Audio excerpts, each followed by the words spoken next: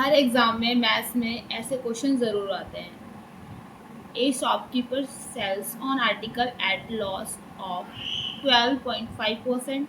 If he had sold it for 105 more, he would have gained 5%. Find the cost price of the article. अगर कोई shopkeeper किसी चीज़ को 12.5% के loss पर बेचता है और फिर उसको 105 में बेचता है तो उसको 5% का फ़ायदा होता है, तो उस वस्तु का कॉस्ट प्राइस क्या होगा। आइए जानते हैं कैसे इस क्वेश्चन को सॉल्व करना है। Short tricks. 12.5% इसको लॉस हुआ, 5% प्रॉफिट और हमको निकालना है सीपी। Short trick.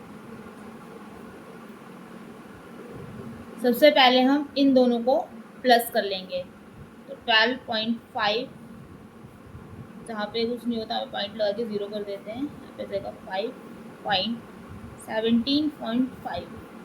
इसके बाद 17.5 of CP equal to 105। 17.5% of CP equal to 105।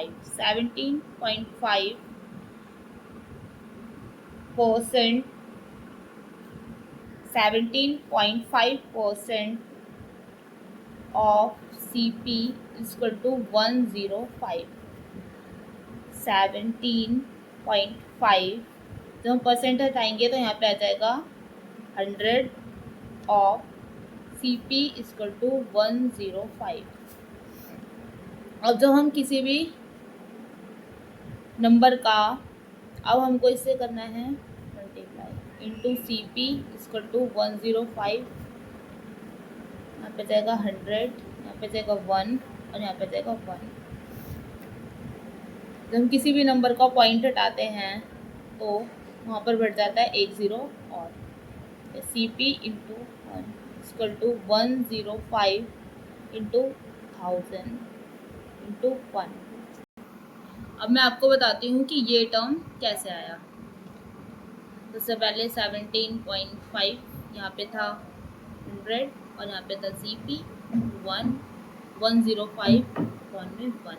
जब हम किसी भी नंबर का पॉइंट हटाते हैं तो यहाँ पे 1 0 बढ़ जाता है, तो यहाँ पर हो गया 175 1 में 1000 इंटू CP 1 में 1 इक्वल टू 105 में 1। अब हम इस नंबर का इससे क्रॉस मल्टीप्लाई करेंगे और इस नंबर का इससे, तो ये वाली टर्म आ जाएगी।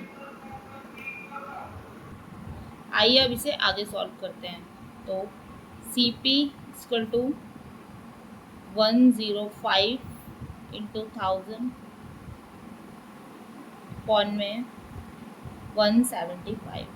अब इसे 5 से कट करेंगे। 5 3 ज़ा 15, 5 5 ज़ा 25, 5 2 ज़ा 10, 5 1 ज़ा 5 और 7 से 7 5 ज़ा 35, 7 3 ज़ा 21।